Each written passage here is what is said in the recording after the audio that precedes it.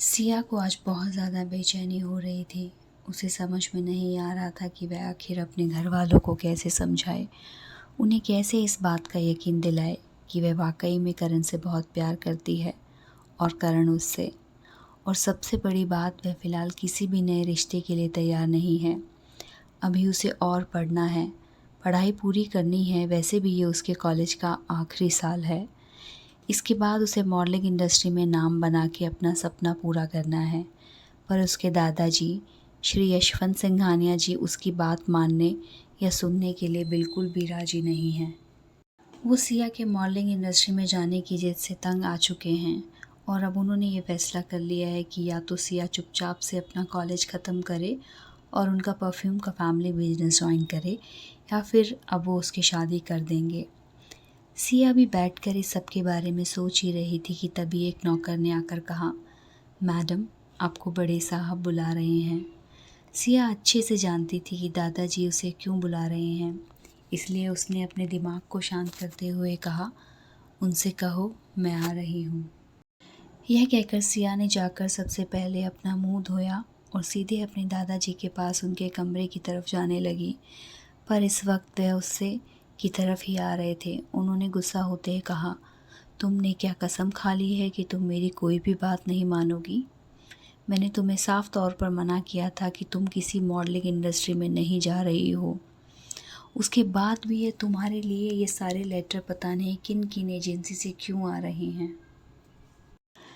सिया ने हकलाते हुए कहा, वह दादाजी, मैंने कुछ मॉडलिंग और कुछ एड एजेंसीज़ को अपनी फ़ोटो भेजी थी।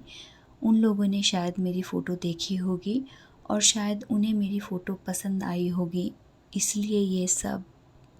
सिया अपनी पूरी बात करती हुई पहले ही उसके दादाजी लगभग चिल्लाने लगे, यशवंत सिंघानिया जी, जब मैंने तुम्हें साफ शब्दों में कह दिया है कि तुम किसी भी तरह की फ़िल्म इंडस्ट्री में नहीं जाओगी, तब तुम्हें वह बात समझ में क्यों नहीं आती? एक बात कान खोलकर अच्छे से सुन लो, सिंघानिया ख़ानदान की औरतें इस तरीके के दिखावटी धंधों में नहीं जाती। हम बिज़नेस वालों का परिवार हैं।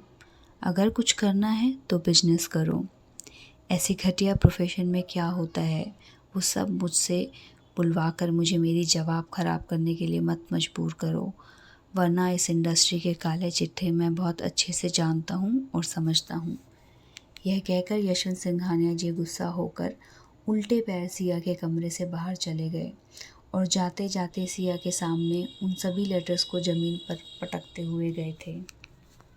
सिया को समझ नहीं आ रहा था कि वो करे तो क्या करे। अपने दादाजी के खिलाफ भी नहीं जाना चाहती थी और करण और उन दोनों को सपनों को टूटते हुए भी देखना नहीं चाहती थी। सिया ने चुपचाप से उन लेटर को उठाया और अपने कमरे में अंदर चली गई। इन लेटर्स में उसकी फ़ोटोज़ को सराहा गया था। वह सभी मॉडलिंग एजेंसी उसके साथ काम करना चाहती थी।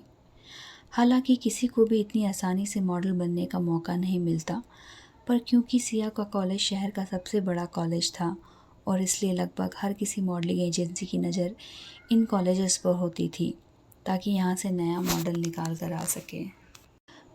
मॉडलिंग एजेंसीज़ वैसे भी हमेशा ही नए और खूबसूरत चेहरों की तलाश में रहती है और सिया ने तो अभी अभी अपने कॉलेज का ब्यूटी कंपटीशन जीता था और इसलिए उसके पास इतने ऑफ़र्स आ रहे थे।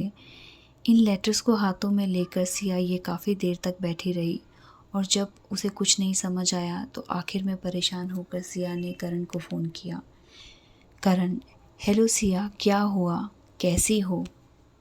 सिया, मुझे कुछ समझ में नहीं आ रहा है। मैं तुम्हें कितनी बार कह चुकी हूँ, आकर एक बार दादाजी से मिल लो, पर तुम हो कि उनसे मिलने के लिए तैयार ही नहीं हो।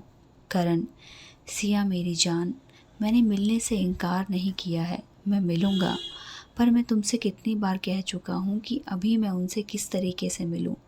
तुम्हारा परिवार शहर के सबसे ज़्यादा रईस परिवारों में से एक है। मैं उनके सामने किस मुँह से जाऊँगा?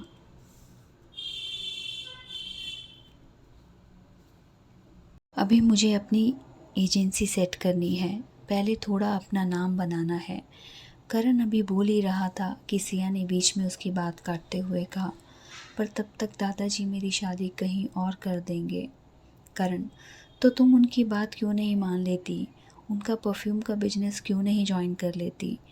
फिल्म इंडस्ट्री में आगे तुम्हारे करियर को बनाने के लिए मैं हूँ ना। 2-4 साल तक उनके पास नौकरी कर, हमारी एजेंसी के लिए अच्छा खासा फंड भी खड़ा हो जाएगा।